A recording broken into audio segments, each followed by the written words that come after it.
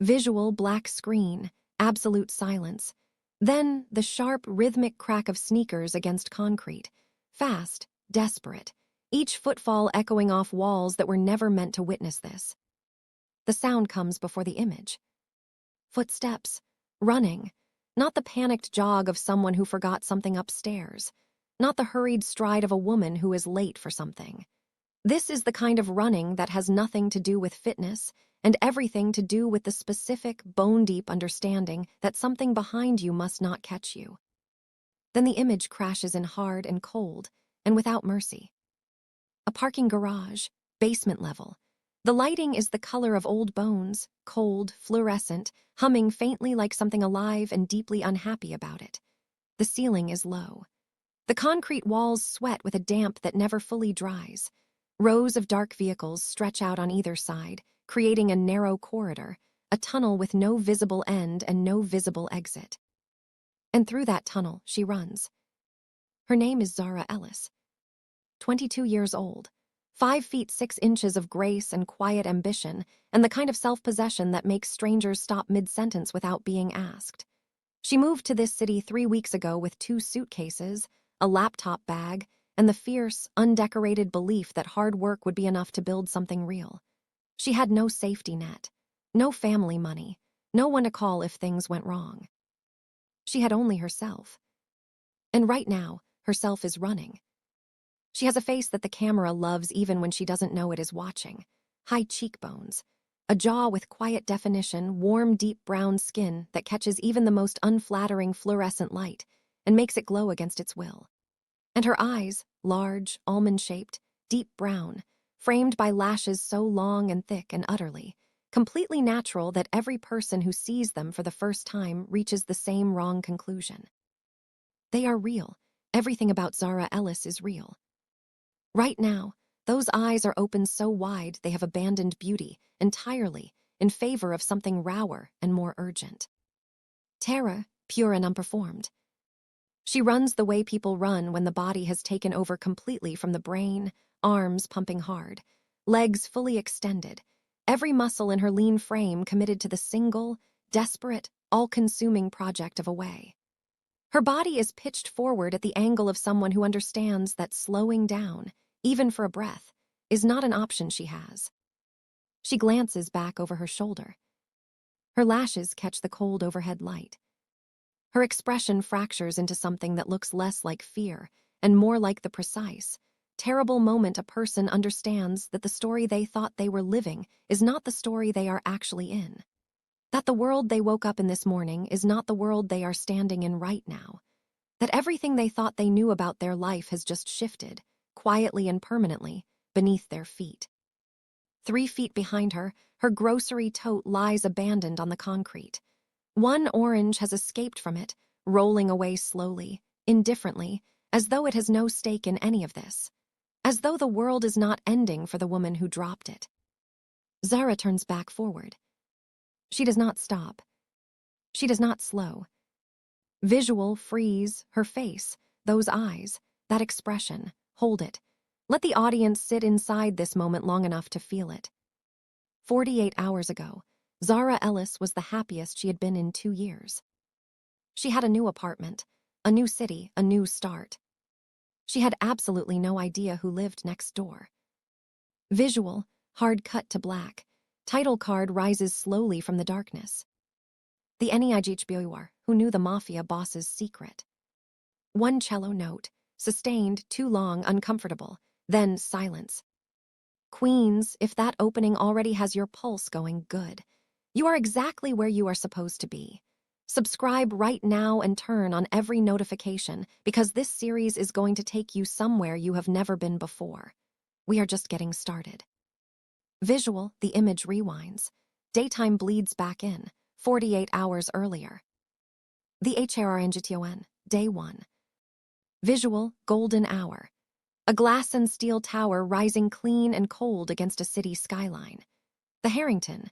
Through its floor-to-ceiling lobby windows, marble floors, low, warm lighting, fresh white lilies arranged at the concierge desk with the precision of people who are paid to care about such things. The city had a way of making you feel small, before it made you feel anything else. Zara had known this before she arrived. She had read about it, prepared for it, talked about it on the phone with her mother in the particular way you prepare for something you cannot fully prepare for. You tell yourself it's going to be cold, and then you step in, and you discover instantly and completely that knowing a thing and experiencing a thing are two entirely different educations. She stood on the pavement outside the Harrington with her 2 suitcases at her sides like mismatched bodyguards. Laptop bag over one shoulder. Her 4C coily hair pinned in a loose protective updo she had redone twice on the bus because she wanted to look like she belonged here. Like this was not a stretch.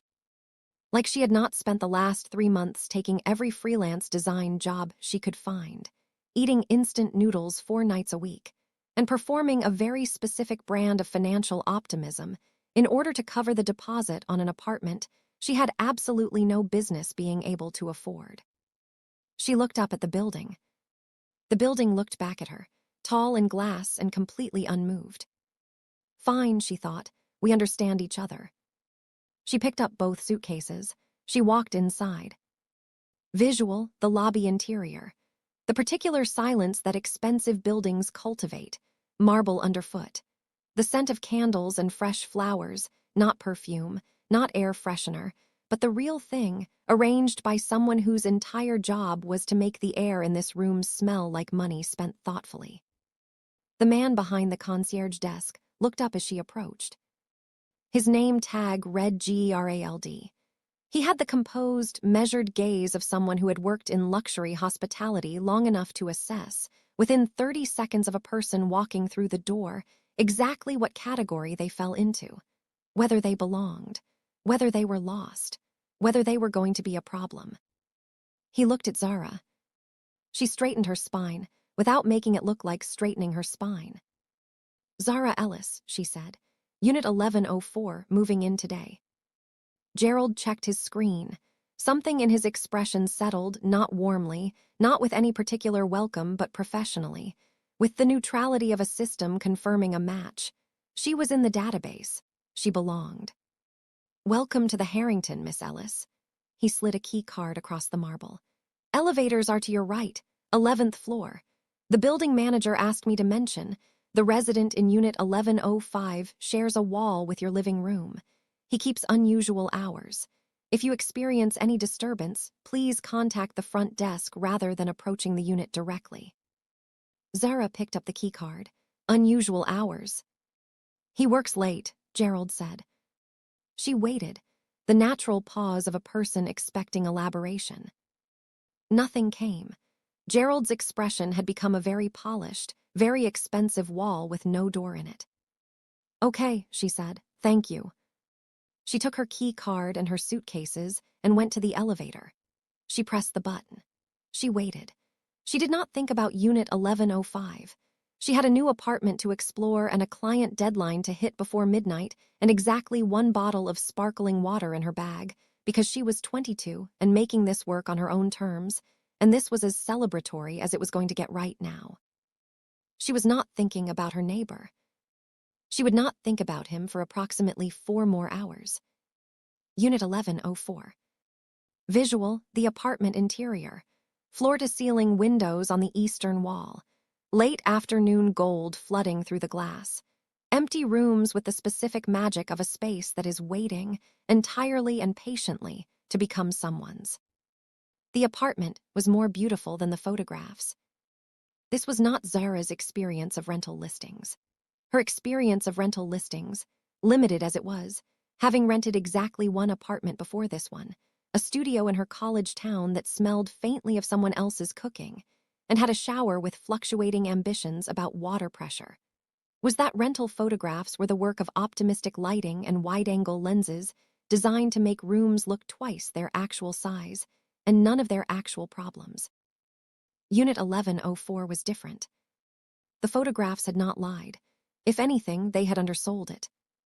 The eastern wall was almost entirely glass, floor to ceiling, and the city that stretched beyond it was not the cramped, grayish cityscape she had been half expecting. It was enormous, alive, towers and bridges, and a river that caught the late afternoon light and held it like it meant something. The whole skyline arranged as though it had been designed specifically for this window, this apartment, this moment. For this girl, standing in the middle of her empty living room with her suitcases at her feet and something rising in her chest that she did not have an adequate word for. She walked to the window. She pressed one palm flat against the glass. She looked at the city looking back at her. I did this, she thought, quietly, without performance. The way you say a true thing to yourself when you are entirely alone and honesty costs nothing.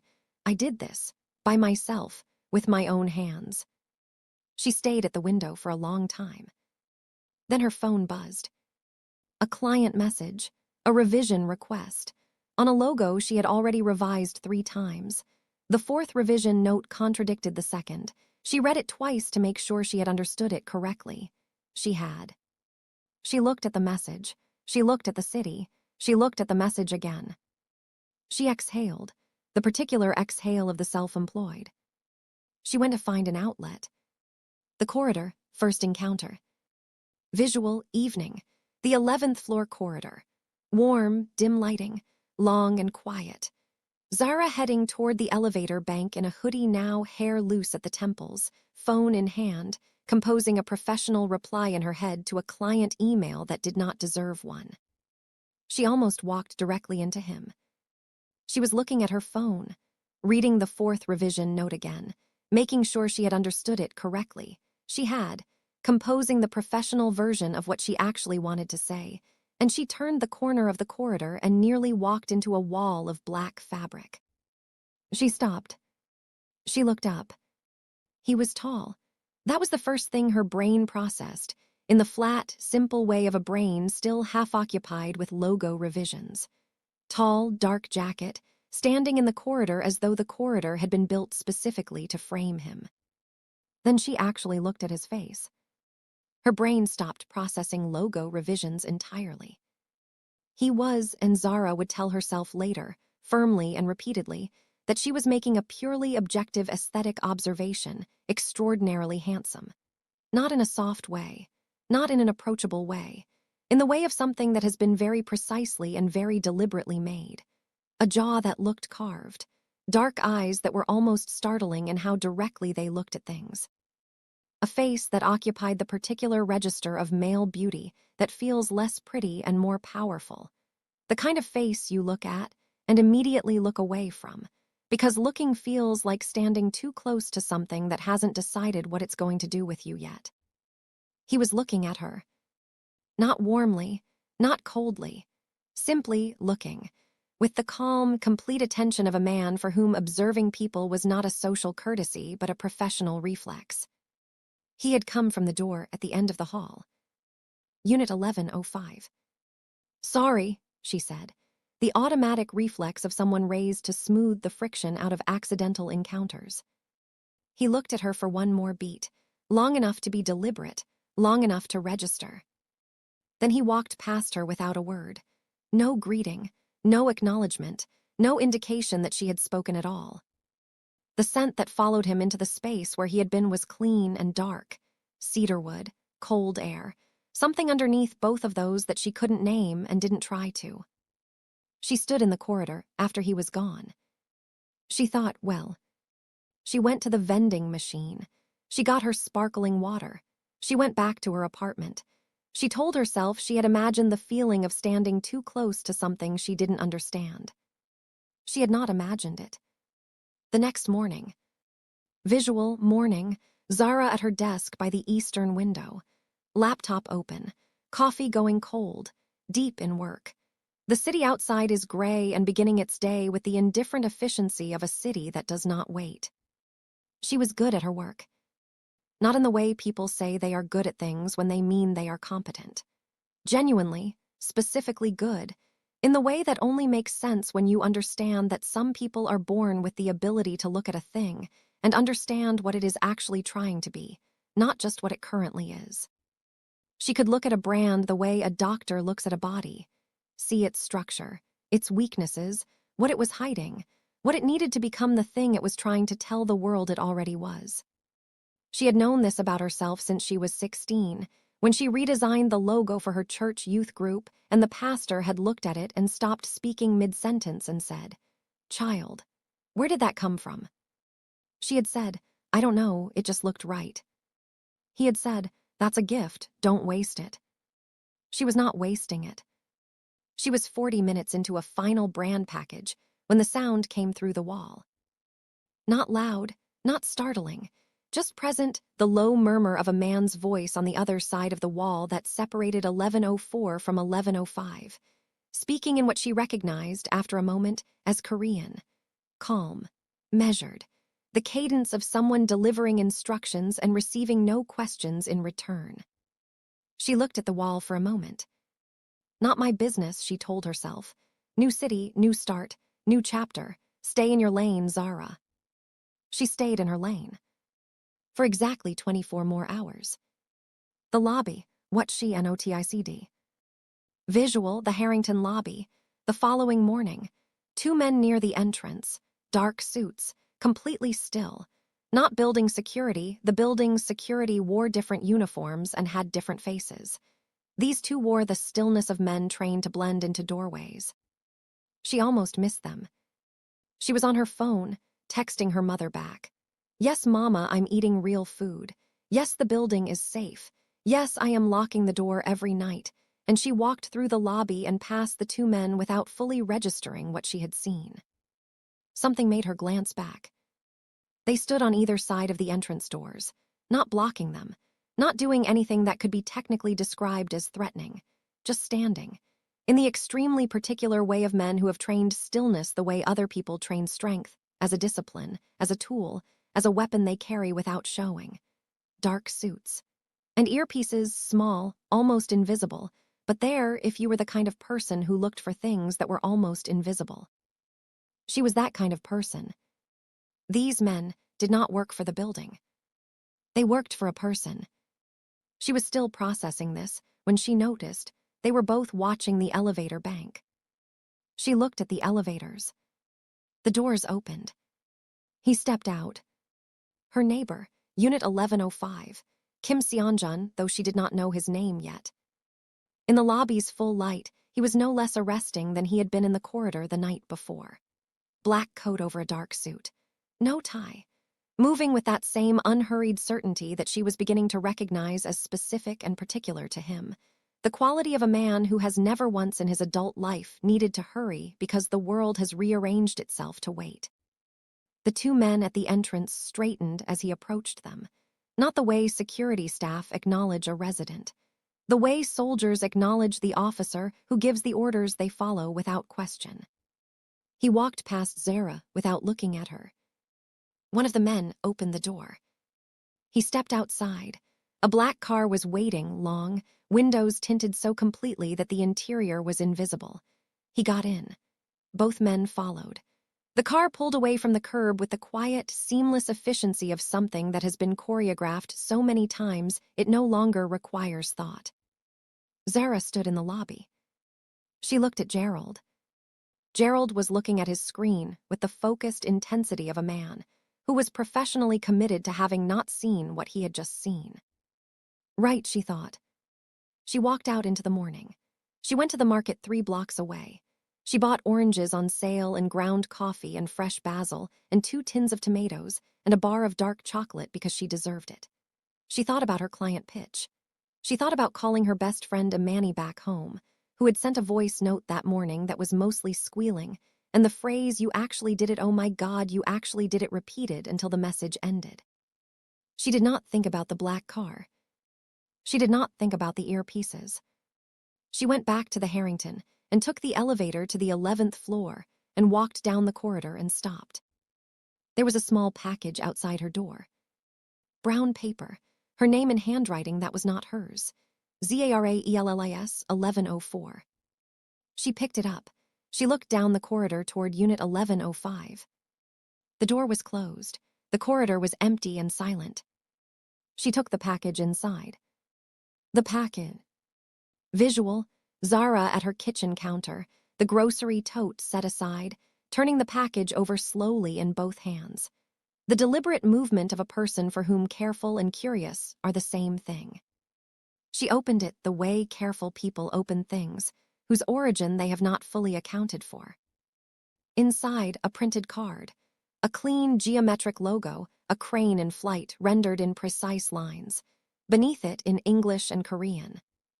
Black crane holdings, kohukuk enus, kohodingsu enus. And below that, in the same neat print. This was delivered to the wrong unit. Apologies for any inconvenience. She looked at the card, then at the contents of the package, a small glass bottle, high-end hand cream. The kind that cost more than her entire weekly grocery budget, with a simple label and a scent that was botanical and clean and quietly, unapologetically expensive. Not hers. Clearly 1105's. She turned the bottle over in both hands. Black Crane Holdings. She thought about the lobby, the two men, the black car, Gerald's careful, deliberate blankness.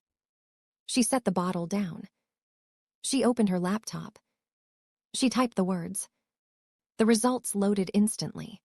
Black Crane Holdings Luxury Real Estate Development, North America and East Asia, offices in Seoul, New York, Los Angeles, Vancouver. Portfolio value estimated at $4.7 billion. Founded 12 years ago. Current CEO, Kim Seonjun. She clicked through to the company profile page. The photograph loaded. She looked at it. She sat back in her chair. Her neighbor, 36 years old. CEO, $4.7 billion. Living in Unit 1105 of the Harrington, directly next door to her air mattress and her 2 suitcases and her instant noodle budget. She looked at the hand cream. She looked at the photograph. She looked at her own apartment, specifically at the air mattress visible through the bedroom doorway, at the single chair at the single desk, at the suitcases she had not yet fully unpacked. Of course, she thought. She packaged the hand cream back up. She walked to Unit 1105. She knocked once. She left it at the door and was back inside her own apartment in under 90 seconds. Clean, efficient, no interaction required. She was genuinely, privately pleased with herself. She had absolutely no idea that she had just introduced herself to the most dangerous man on the continent. Queens, I need you in the comments right now. Did you already clock him from the lobby, or did the package moment hit you different? Tell me exactly when you knew this man was not what he was presenting himself as. Comment below. Like this video if you felt that reveal land. And if you are not subscribed yet, you are going to want to be for what comes next. Late night, the business center. Visual, 11:47 p.m. The clock on the laptop screen. The apartment in near darkness. Only the blue-white glow of the screen and the city's light through the eastern window. Zara in sweats, hair loose at the temples with a few coils escaping the updo, glasses on, fully consumed by a deadline that is 13 minutes away. The deadline was midnight.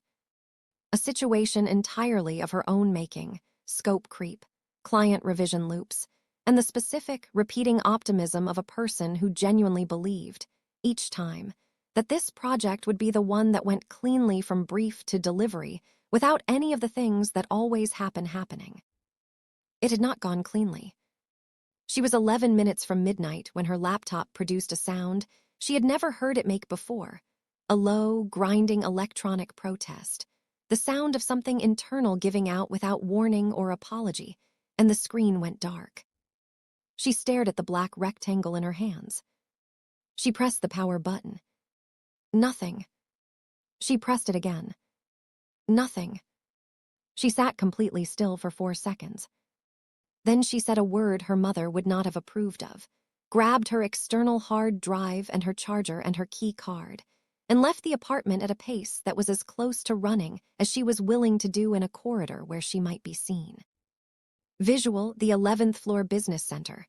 Small, clean, 3 workstations along one wall, a printer in the corner, soft overhead lighting. Available to residents 24 hours. Empty.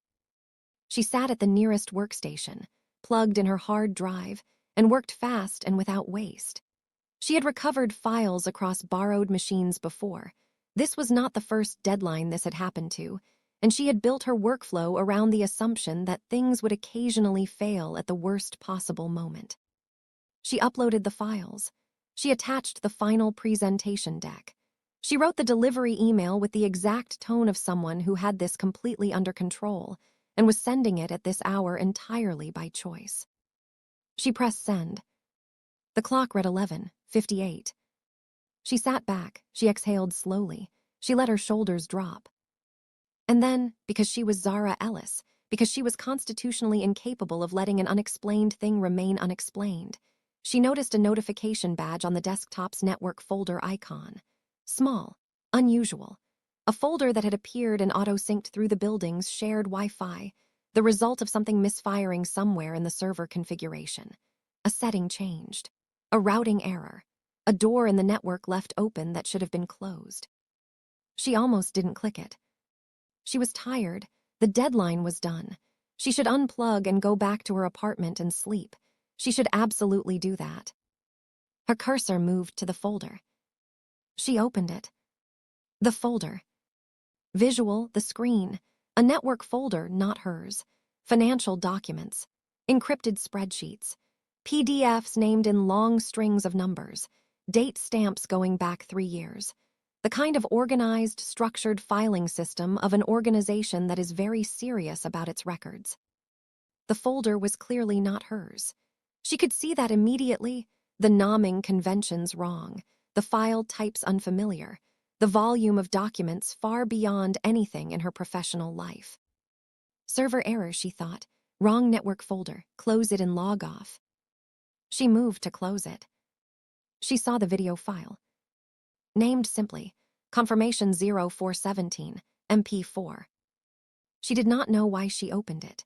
She would think about this many times in the days and weeks and months that followed, turn the decision over and examine it from every angle, looking for the logic that justified it. She would tell herself it was the file name. She would tell herself it was the late hour. She would tell herself 100 things that were all partially true and none of them the whole truth. The whole truth was this. Something about that file name felt wrong, and Zara Ellis did not leave wrong things alone. She opened it. The video. Visual, the screen fills with grainy, low-resolution footage. Security camera quality. A timestamp in the corner. A sparse room, 1 table, 2 chairs, a single overhead light source.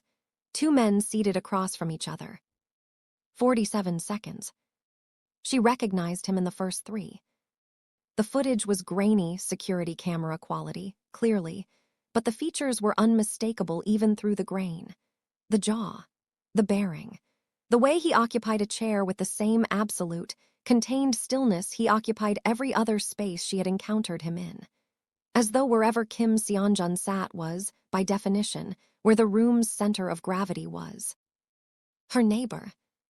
Seated across a table from another man, older, heavy-set, leaning forward slightly in his chair as he spoke. The audio was too degraded to hear clearly, but the posture told its own story. The older man was talking with urgency, with the specific energy of someone making a case, presenting an argument, trying very hard to land something with someone who was not yet convinced. Seonjun was listening. With that same composed, unhurried, slightly distant attention she had seen in the corridor, in the lobby, on the rooftop. He looked like a man who was waiting for the other person to arrive at their point. He looked, if anything, almost bored. The older man stopped talking. Seonjun said something, brief. She counted the syllables, 2, maybe 3 words. 2 men entered the frame from the left side of the shot. The older man stood up, very suddenly, with the specific, involuntary urgency of someone who has not chosen to stand but whose body has made the decision for them in response to something they have just understood. The video ended. Visual, black screen, the cursor blinking in the silence. Zara stared at the screen. She understood now why the older man had not wanted to stand. She understood now what 2 or 3 words from Seonjun had meant, even stripped of audio, even degraded to security camera grain. She understood now, with the total, irreversible clarity that comes from seeing something you cannot unsee, Exactly what kind of man lived in Unit 1105. Not just a CEO. Or not only a CEO. Her hands were trembling. She noticed this from a distance, the way you notice things about your own body when your mind has quietly separated itself from the physical situation in order to keep functioning. She closed the video. She closed the folder. She pulled her hard drive from the port. She stood up. She walked to the door of the business center, stepped into the corridor, and moved toward Unit 1104 with the controlled, deliberate pace of someone not running. She was almost at her door.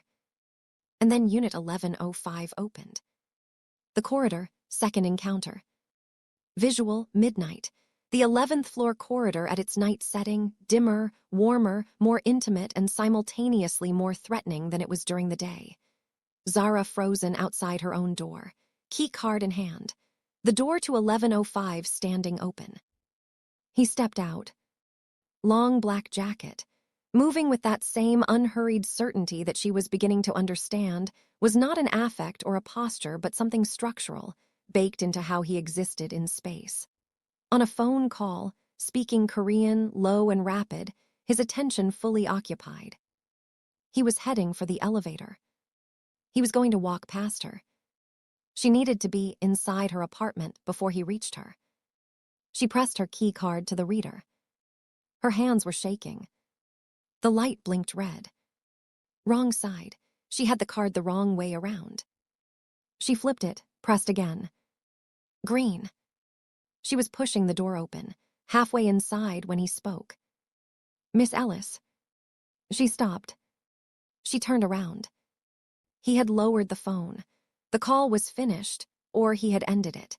His complete attention had moved to her, and she was learning, rapidly and uncomfortably, that being the object of Kim Seonjun's complete attention was not a comfortable thing to be. You're up late, he said. Deadline, she said. Her voice came out steady. She noted this privately as a personal victory. He looked at her in the way he always looked at her, she was realizing. Not warmly, not coldly, but with the focused, unhurried quality of a man who does not look at things casually. The business center, he said. Not a question. My laptop died, she said. I needed the connection. Something in his expression shifted. Barely. So small she almost missed it. But she was watching him with the careful, close attention that fear produces, and she did not miss it. Did you find everything you needed? He said. There it was. Not a question. Not entirely. The words of a man who already knew the answer and was asking them to understand something else entirely, to read her, to take her measure, to see what she would do with the knowledge she had accidentally stumbled into. The corridor was very quiet. Yes, she said. Thank you. A pause. Loaded, long enough to mean something. Good night, Miss Ellis, he said. Good night, she said. She stepped inside. She closed the door. She pressed her back against it and stood in the dark of her own apartment and breathed. And in the same moment, she understood two things with absolute, unmistakable clarity. One, she had seen something she was never supposed to see. Two, Kim Seonjun had known about it before she even walked out of the business center. The dark apartment, the CALCULATONS. Visual, Zara's apartment. She has not turned on the lights. Standing with her back against the door, the city casting long, cool shadows through the eastern window, the air mattress, the desk. Everything she came here with, everything she has so far built, visible in the blue half-dark. She stood in the dark for a very long time. Her brain was doing what her brain always did when it was frightened, running calculations, identifying patterns, mapping exits. Not a skill she had been taught. Simply what happened when the most observant person in any room understood that her gift for noticing things had walked her, without warning and without her consent, directly into something she did not know how to walk back out of. She had seen a video. The video showed her neighbor. Her neighbor had come out of his apartment at midnight and asked her, with perfect composure, whether she had found everything she needed in the business center. He knew she had been in the business center, which meant cameras or a server alert or both. which meant that within moments of her opening that folder, someone had been notified, and had notified him. And he had come out of his apartment not to confront her, not to threaten her openly, but simply to look at her, to speak to her, to ask one question whose surface meant nothing and whose underneath meant everything. Did you find everything you needed? She pressed the heels of both hands hard against her eyes. What she should do was obvious and clear and required no deliberation. Delete any trace of the session, say nothing to anyone, wake up tomorrow morning and be thoroughly and convincingly a person who had spent last night finishing a client deadline and nothing else. She absolutely should not open her phone and do further research on Kim Seonjun. She opened her phone. She searched Black Crane Holdings criminal. Clean results. Company news, real estate deals, a philanthropy page, nothing. She searched Kim Seonjun criminal investigation. Nothing. She searched Black Crane Holdings Mafia. One result. A forum post 3 years old on an investment discussion board. A single anonymous comment, partially visible in the cached preview before the post was flagged and the comment removed. BC Holdings is a good front. Very clean books. Don't ask about the Korean side of the operation. She read it twice. She put her phone face down on the desk. She went to her air mattress. She lay down. She stared at the ceiling. She did not sleep. The rooftop before dawn. Visual pre-dawn. The Harrington rooftop terrace. The sky a deep bruised purple, the specific color of the hour before sunrise, when the night has not yet left but the day has already decided it is coming. The city below still lit, its lights burning with the tired persistence of things that do not get to stop. She came to the rooftop because she needed air and her apartment had begun to feel like a held breath she couldn't release. The city was in its quietest hour, the strange, held space between the last of the people who own the night and the first of the people who own the morning. She stood at the railing with her coffee, and she tried to organize everything she knew into something that looked like a plan. She heard the rooftop door open behind her. She did not turn around. She already knew. He walked to the railing 6 feet to her left and stood looking at the city. He carried nothing, required nothing. No coffee, no phone, no buffer between himself and the pre-dawn silence. He was simply there, completely, absolutely present in the way that some people are present, as though being in a place means fully inhabiting it rather than simply occupying it. Silence settled between them. Not uncomfortable. That was the strange thing. It should have been deeply uncomfortable. It was not. "You didn't sleep," he said. He had not looked at her. "No," she said. "Neither did I." She glanced at him. He was still looking at the city. "Is that normal for you?" she said. "It depends on the night," he said. She looked back at the skyline. What kind of night was this one? A pause, a complicated one. She almost laughed, not with humor, but with the specific tension release of someone who has been holding something in for too long. "Yeah," she said. "Me too." He looked at her then, and she looked at him.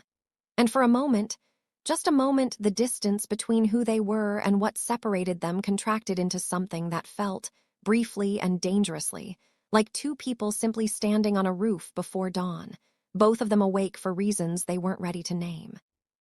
"You're a designer," he said. "You've looked me up," she said. "I noticed your portfolio case when you moved in," he said. "And your tote has a lanyard from last year's brand identity conference, presenter color, not guest." She stared at him. Something moved in his expression then. The smallest flicker of something private, the expression of a man who has surprised himself by revealing a thing he did not intend to reveal. "I notice things," he said. She looked at him steadily. "So do I." The city shifted beneath them. A distant siren, the low, early rumble of a delivery truck beginning its route. His phone vibrated. He looked at it. Something in his face closed, quickly, completely, like a window shutting against weather. "Enjoy your morning, Miss Ellis," he said. He walked back inside. She turned back to the railing. Her coffee was cold. She had not noticed it going cold. She thought, This man is the most dangerous thing in this building. She thought, and I cannot stop looking. She thought, that is a problem. She had absolutely no idea how large a problem it was about to become. Queens, I need a comment from you right now, and I need it to be honest. He noticed the lanyard color. The color. Is that attentive, or is that a man who knows exactly how to make someone feel seen so they stop being careful? Tell me what you think is happening here. Comment your theory. Like this video if this slow burn is already doing something to you. Subscribe because episode 2 goes somewhere this episode only points toward. The parking garage, the night of the running. Visual 9:42 p.m. The parking garage, basement level. Zara returning from the market 3 blocks away, olive puffer jacket, grocery tote over one shoulder. The same garage from the opening. Now we know what is coming. She had been out of oranges. This was the entire, ordinary, completely mundane reason she was in the parking garage at 9:42 p.m. on a Tuesday. She had been out of oranges. The small market 3 blocks away was the most convenient option. The street-level elevator was out of service when she came back, so Gerald had directed her through the basement. And now she was walking through the garage with her tote and her groceries, and her mind half on dinner and half on a client brief she needed to review before morning. She was not thinking about the video. She was not thinking about 11:05. She was thinking about dinner. She rounded the corner between 2 rows of parked vehicles. She stopped. 20 feet ahead, 2 men beside a black car, speaking in low, rapid Korean, too quiet to hear clearly, but the energy of it was immediately readable. Tense, urgent, conspiratorial, the specific energy of a conversation that is not supposed to be heard. Neither of them was Seonjun. She registered this in the same split second she registered everything else. The dark suits, the way one of them had his hand resting inside his jacket, the way both of them were standing with the particular coiled stillness of men who were trained to move very fast from very still. They had not yet seen her. She stepped back, slowly, silently, pressed herself against the side of the nearest vehicle into the shadow between it and the one behind it. Her heart had started doing the thing. She heard his name.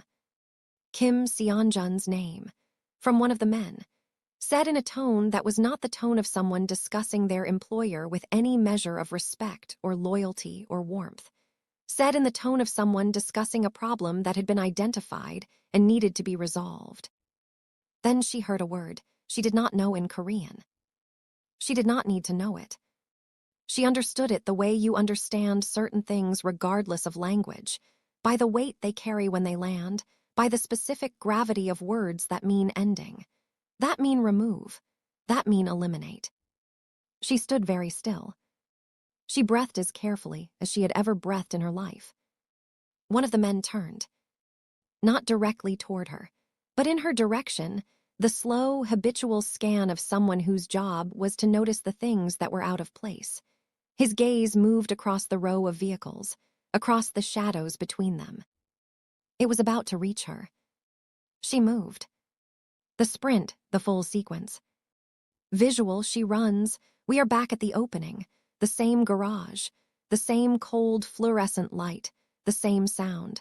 But now we know everything we did not know before. Every detail lands differently. Every second carries weight. The tote swung hard against her side. She let it go. Her body made the decision before her mind caught up, dropped it without instruction, without hesitation, because the weight of it was wrong and wrong things would cost her. The bag hit the concrete.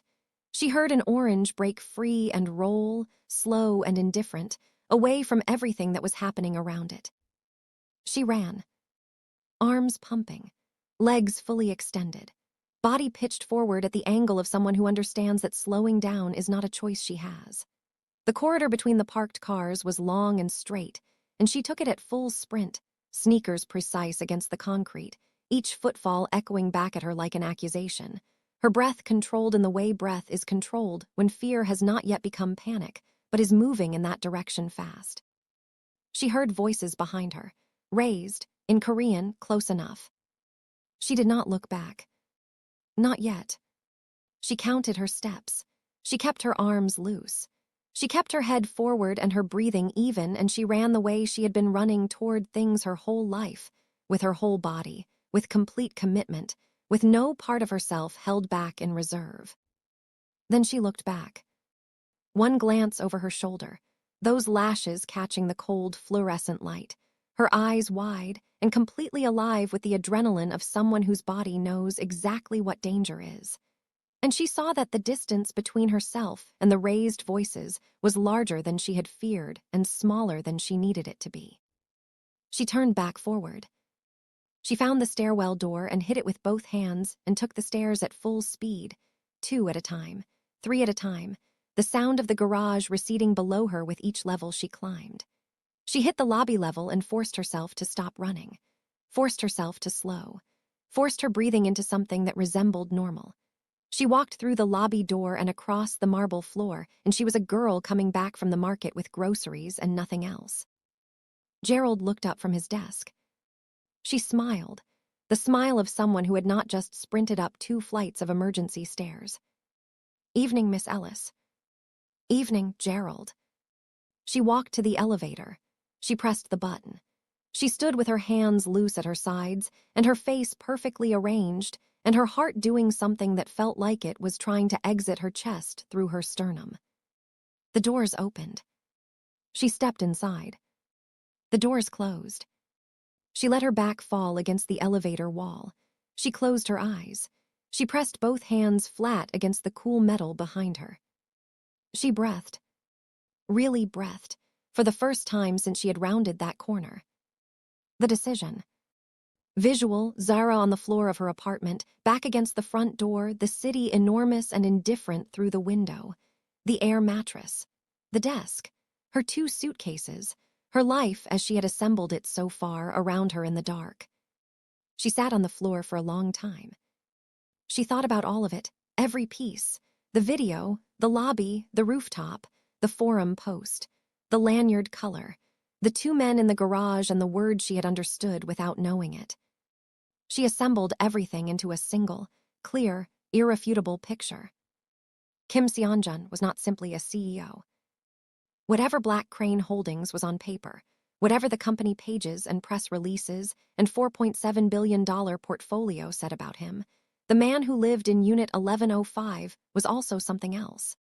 Something that employed men who stood at doors with earpieces. Something that had files that were never meant to be seen. Something that had enemies who stood in his basement parking garage and used the word eliminate. And she had walked around that corner. She had 2 options. Option 1, the police. She turned this over quickly and identified its problems just as quickly. She had no hard evidence. The folder was almost certainly gone from the network. The video was not downloaded. She had overheard a conversation in a language she did not speak.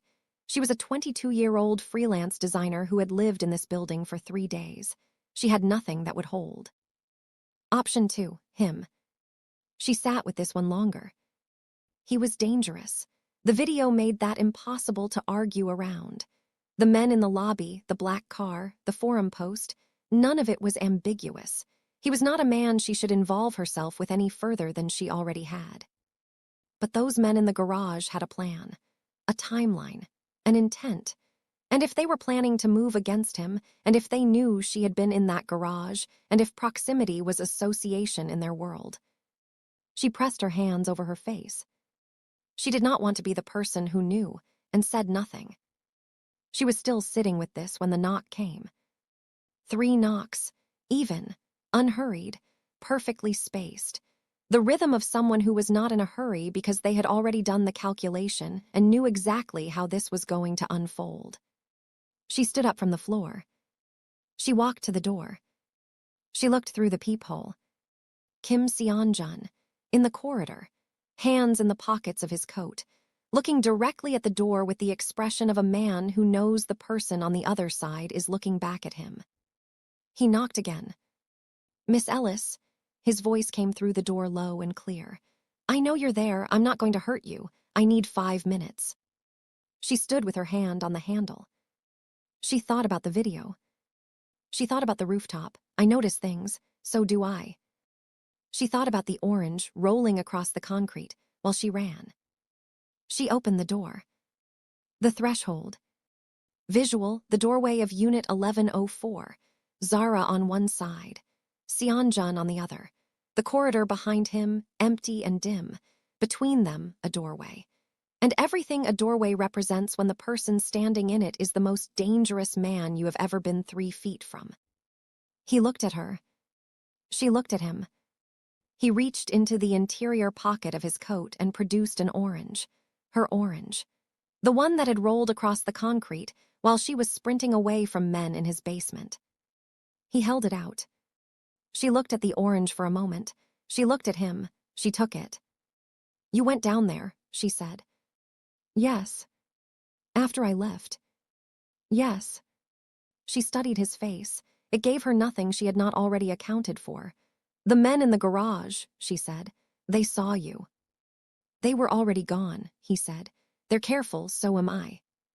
A beat. She held the orange in both hands. "They know I was there," she said. He met her eyes without flinching. "Yes, your name is on the building register. Your apartment is next to mine. In their world, proximity is association. You became relevant to them the moment you rounded that corner tonight." The cold of this moved through her slowly. "So what do I do?" He looked at her steadily. No performance in it, no softening. Just the direct, level gaze of a man who deals only in things as they are. "Stay close to me," he said. "For now, you're safer here than you know." She looked at him for a long moment. She thought, "You are the reason I was running." She thought, "You are also, somehow, the only person in this building who came to my door." "Tell me one true thing," she said. "Right now, not about the men, not about the building. One thing that is actually, genuinely true." He was quiet. The corridor held its breath. "My name is not only Kim Seonjun," he said. "I am also called Kohukha Anus, the Black Crane, and the men you saw tonight work for the only person I have ever been afraid of." She looked at him. She stepped back from the doorway. "Come in," she said. "The door stays open." He looked at the open door. Something moved in his expression, not quite a smile, but the shadow of one. The flicker of a man who has spent a very long time in rooms where no one sets conditions and has just, unexpectedly, encountered someone who does. "Fair," he said. He stepped inside. The conversation. Visual, Zara's apartment.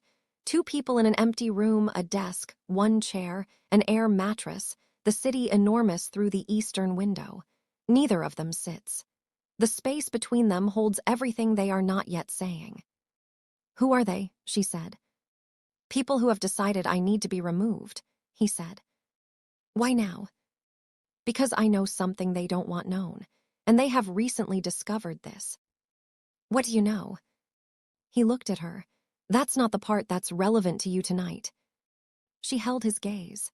"Everything is relevant to me tonight. You just told me I'm in their world now whether I chose to be or not." A beat. Something shifted in his eyes, not irritation. Closer to recalibration. The expression of a man adjusting to someone who does not behave the way he expected. "You're right," he said.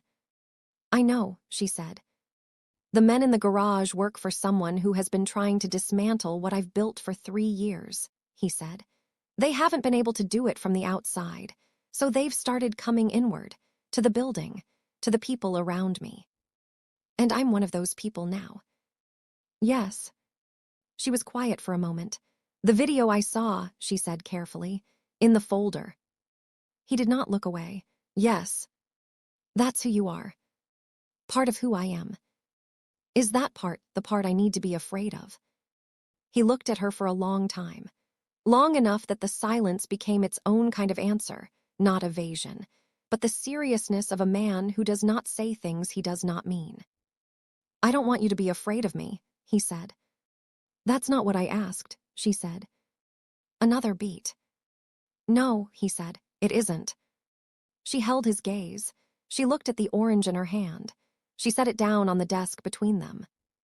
"Then tell me what I need to know," she said.